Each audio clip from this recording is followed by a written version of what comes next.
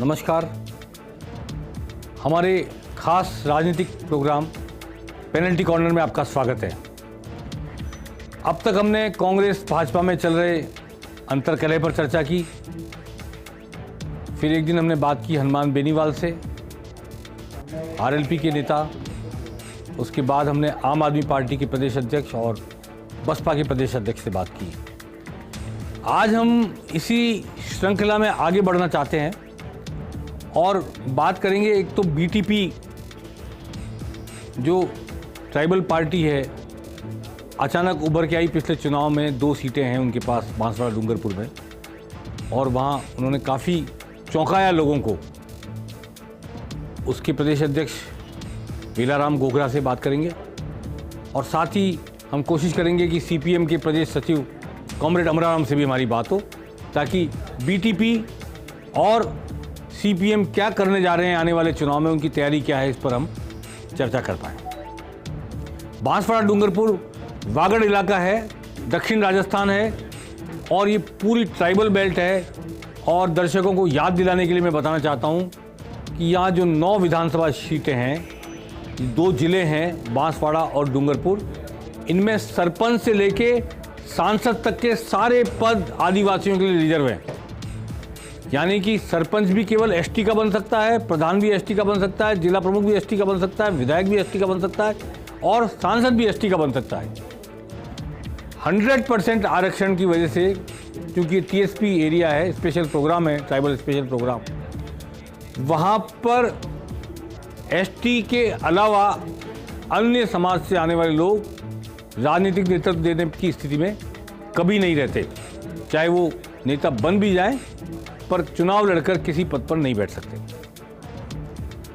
अब चूंकि इस इलाके में मीणा भी काफ़ी है, नीनामा भी काफ़ी हैं और इस तरह के हम सुनते रहते हैं नाम, इन सब लोगों ने लंबे समय तक कांग्रेस का साथ दिया। पहले यहाँ सारे पद रिजर्व नहीं थे, तब हरिदेव जोशी, भोगीलाल पांड्या यहाँ के नेता थे। अब जब से 100% रिजर्वेशन हुआ है, एक समय था जब मामा बालेश्वर दयाल ने एक इलाके, कुशलगढ़ वाले इलाके को समाजवादी विचारधारा से जोड़े रखा, इसलिए जनता पार्टी और जनता दल के विधायक वहाँ से चुने गए। कभी लता स्वामीनाथन ने वहाँ पे काम किया तो लगा कि वामपंथ वहाँ फैलेगा, और एक बार लोगों के मन में ये भी शंका हुई, ये भी राजनीतिक क्षेत्रों में चर्चा होने लगी कि कहीं इस वागड़ के इलाके में बेरोजगारी को देखते हुए, युवा आक्रोश को देखते हुए कहीं नक्सलवाद जन्म ना ले ले।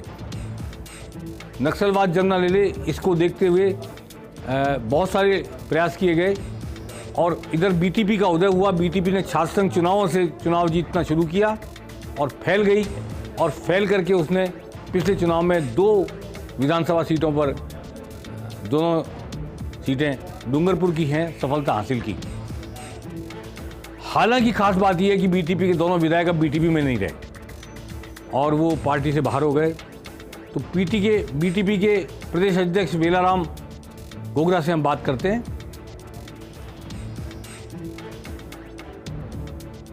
नमस्कार वेलाराम जी, आपका स्वागत है।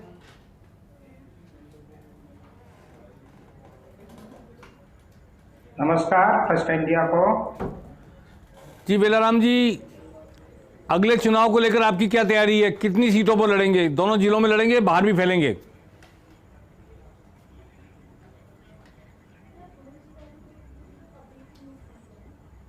देखिए, ये राजस्थान के चुनाव एक टूर्नामेंट है और टूर्नामेंट तब तक नहीं पूरे होते हैं जब तक टीमें नहीं उतरती। तो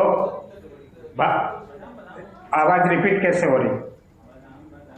तब तक टूर्नामेंट पूरे नहीं होते हैं। तो बीटीपी भी इस टूर्नामेंट में अपनी ताकत, अपने मुद्दों को लेकर उतरेगी। नहीं, सीटें 200 है, आप कितनी सीटों पर लड़ने का? भारतीय ट्राइबल पार्टी इस चुनाव के सीटें 200 है।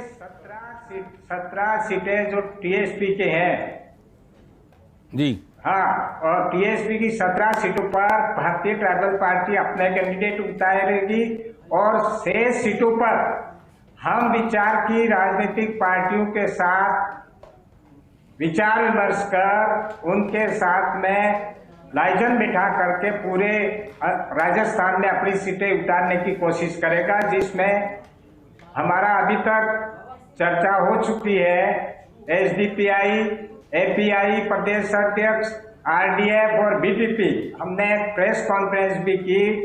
3 प्रेस कॉन्फ्रेंस जयपुर में, अजमेर में करने के बाद में हम विचार के लोग एक हो करके कांग्रेस, बीजेपी की जो एसटी, एससी, ओबीसी, माइनॉरिटी और अन्य गरीब, अन्य जाति में भी गरीब है, उनकी आवाज बनने के लिए हम एक साथ चुनाव लड़ने का विचार है। इसके साथ ही अन्य पार्टी भी हम विचार के साथ मिलना चाहेंगी, जुड़ेंगे तो हम मिलजुल करके पूरे राजस्थान के अंदर चुनाव लड़ेंगे। ये बीटीपी की तरफ से एक चर्चा। आपके 2 विधायक चुने गए थे, दोनों विधायक अब आपकी पार्टी में नहीं है।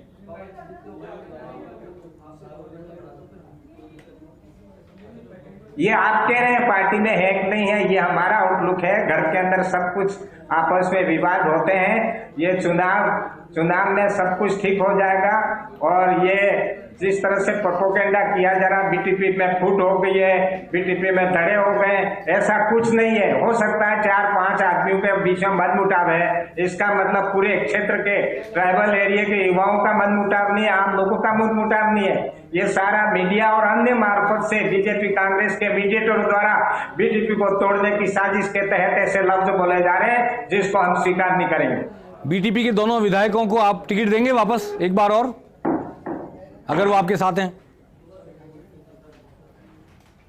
देखिए, वो हमारा समय के परिस्थिति के अनुसार हम देख लेंगे, हमको क्या करना है, ये हमारा अपना आउटलुक है, डिसीजन है, वो समय आने पर सब पता लग जाएगा।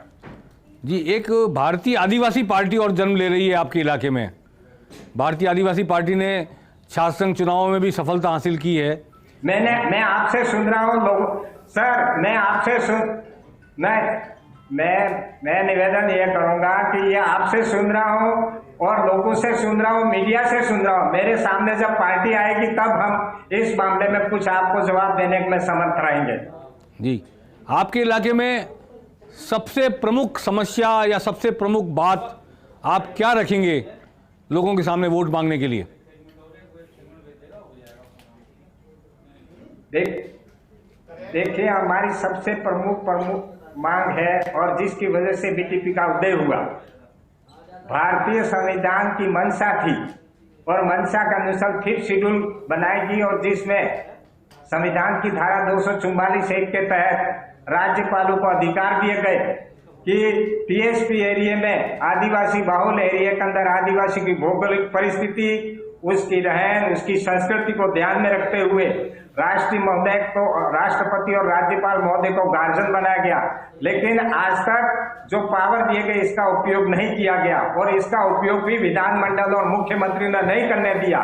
और यही नहीं कि भारतीय संविधान की मंशा के अनुसार जितने भी आदिवासियों के लिए कानून बने, जैसे ढेबर कमीशन की रिपोर्ट, सिद्धू माव कमेटी और इसी तरह से कई पैसा कानून, एफआरए कानून, जितने भी कानून बने वो आज तक धरातल पर नहीं उतरे। इसी तरह से एसटी, एससी, ओबीसी, माइनॉरिटी के लिए भी जो कानून तो बने, सच्चर समिति या एससी के लिए जितने, लेकिन उसकी मंशा के अनुसार आज तक धरातल पर ये बात नहीं उतरी। तो भारतीय ट्राइबल पार्टी हम विचार की पार्टियों के साथ में बैठ करके अलग भील प्रदेश की बात आप करते हैं, अलग भील प्रदेश की बात आप करते रहे, क्या अभी उस बात पे कायम है? अलग कानून बनाया था लेकिन उसको क्रियान्वित नहीं, इसलिए बीजेपी को आना पड़ा। जी आगे बोलिए। अलग भील प्रदेश की मांग आपने की थी, क्या अभी भी आपकी मांग अपनी पे कायम है कि बांसवाड़ा, डूंगरपुर और ट्राइबल एरिया को लेके अलग से भील प्रदेश बनाया जाए?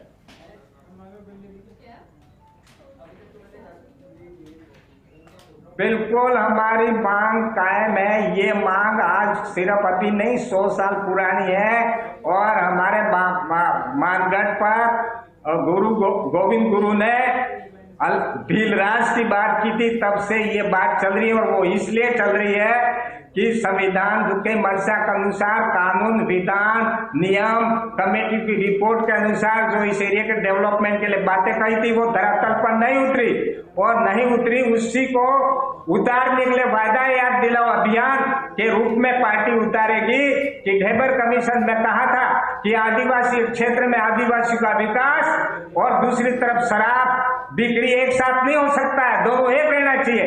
लेकिन इधर तो आप शराब की बिक्री हर फलिए में दारू की दुकान खोल रहे हो और दूसरी तरफ विकास, दो चीजें एक साथ नहीं हो सकती। लेकिन आज तक ढेबर कमीशन की रिपोर्ट की क्रियान्विति नहीं की। इतना ही तो हम कह रहे हैं, हमने पास की थी क्या ढेबर कमीशन की रिपोर्ट? कौन प्रतिनिधि था उसमें आदिवासी? जब आपने बनाई, हमारी चिंता की, उसको क्रियान्विति क्यों नहीं कर रहे? ये सवाल बीजेपी करना चाहती है। हमें किसी पार्टी से झगड़ा नहीं, किसी धर्म कर्म से झगड़ा नहीं, लेकिन हमारे लिए आप बोल रहे हो और जब मैं बोलता हूं तो मेरा नाम दूसरा लेकर के आपके, तो ये तो भड़का रहा है, ये नक्सली से ये, अरे हम तो बोले ही नहीं, हम तो आप बोल रहे हो वही हम रिपीट कर रहे हैं। सुन लीजिए, और भील प्रदेश को बनाना ही होगा, ये आने वाले समय की मांग है। और जब तक भील प्रदेश नहीं बनता है, युवा अपनी आवाज बंद नहीं करेगा। ये थे बीटीपी के प्रदेश अध्यक्ष डॉक्टर वेलाराम घोगरा, डूंगरपुर से हमारे से रूबरू हो रहे थे। तो विधायक इनकी पार्टी के मानने को तैयार नहीं कि विधायक अलग हो गए छिटक कर, और भील प्रदेश की अपनी मांग पर कायम है और भील प्रदेश की मांग को ही सामने रखकर अगला चुनाव, विधानसभा चुनाव, ये आदिवासी बेल्ट में लड़ेंगे और पूरे राजस्थान में अपनी जैसी विचारधारा के लोगों को ढूंढेंगे, पार्टियों को ढूंढेंगे, उनके साथ सहयोग करने को तैयार है।